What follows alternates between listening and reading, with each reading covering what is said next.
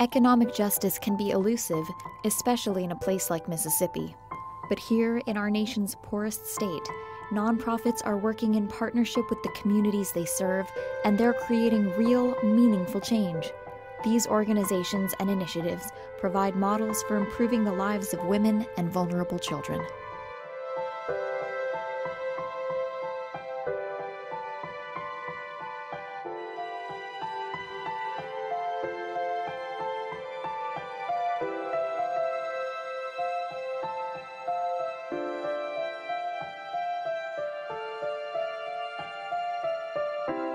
Sometimes people just get desperate, and that's when they turn to the payday lending system.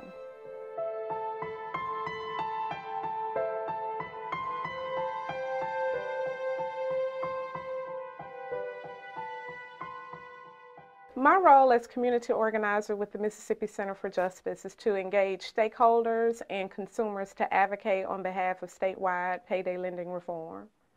With families and children, payday lending definitely impacts the financial stability of families. We see that 60% of payday lending consumers are single women, head of households, and providing basic needs for children are at the top of their priority. So when single parents are caught up in a debt cycle, that inhibits them from providing the basic needs for their children, which could result in children experiencing hunger, the lack of adequate housing, and we also can see a result in their educational performance.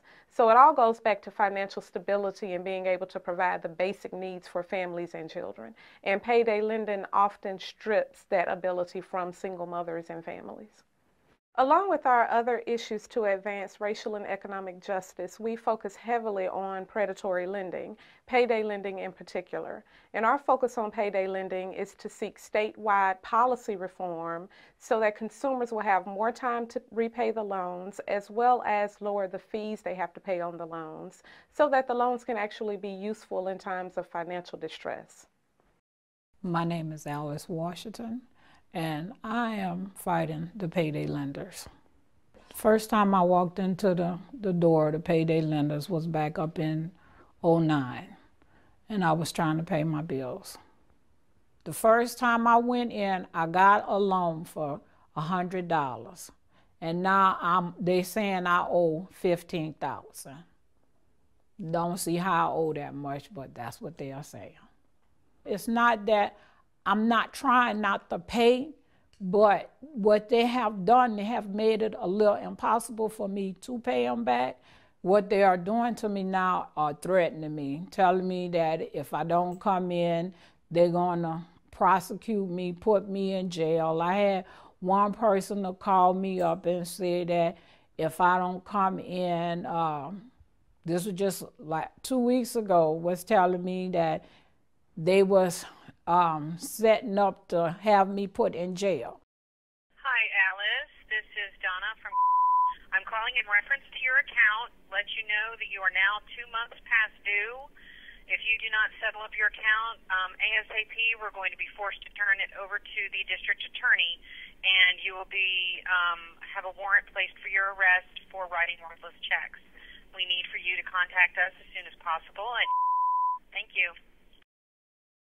People like Alice Washington are why we will continue to fight. The best way to make a difference is to engage all parties that are affected by predatory lending and to keep them engaged and moving forward in the work. It's a long process. Change is not easy, but once you have your stakeholders engaged and involved, let them know that it requires hope and perseverance to fight for justice, because in the end it will prevail. In 2006, Congress banned payday lenders from making loans to military families. That's how harmful they are, and that's why all families deserve fair protection from predatory lending.